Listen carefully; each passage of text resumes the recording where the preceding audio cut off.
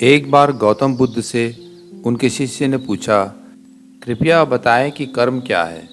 गौतम बुद्ध ने अपने शिष्य से कहा कि कर्म को समझने के लिए तुम्हें एक कहानी सुनाता हूँ। इस कहानी से तुम समझ जाओगे कि कर्म क्या है।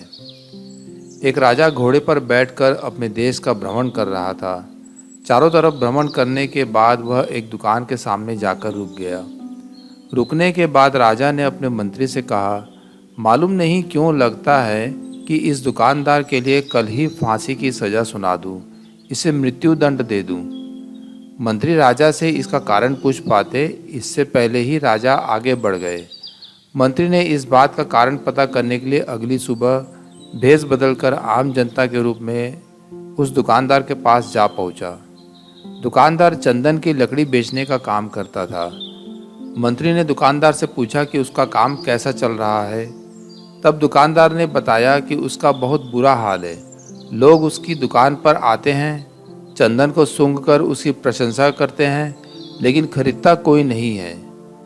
मैं सिर्फ इसी इंतज़ार में हूँ कि कब हमारे राजा की मृत्यु हो और उसकी अंत्येष्टि में मुझसे बहुत सारे चंदन की लकड़ी खरीदी जाएगी और शायद यहाँ से मेरा व्यापार में बढ़ोतरी होनी शुरू हो जाए। मंत्री को सारी बात समझ में आ गई कि यही वह नकारात्मक विचार है जिसने राजा के मन को भी नकारात्मक कर दिया। वह मंत्री बहुत बुद्धिमान था। उसने बोला, मैं आपसे थोड़ी चंदन की लकड़ियाँ खरीदना चाहता हूँ। यह सुनकर दुकानदार भी खुश हुआ और उसने सोचा कि चलो कुछ तो बिका। उसने चंदन की लकड़ी को अच्छी तरह से कागज़ में लपेटा और मंत्री को दे दिया। मंत्री अगली सुबह चंदन की लकड़ी लेकर राजा के दरबार में पहुंचा और राजा से कहा, महाराज, वह जो दुकानदार है उसने आपके लिए तोहफे के रूप में चंदन की लकड़ी भेजी है। यह सुनते ही राजा बहुत खुश हुए और मन ही मन सोचने लगे कि मैं बेकार में उस दुकानदार के बारे में गलत बातें सोचा करता था। उसने चंदन की लकड़ी को हाथ में लिया। उसमें बहुत ही अच्छी सुगंध आ रही थी।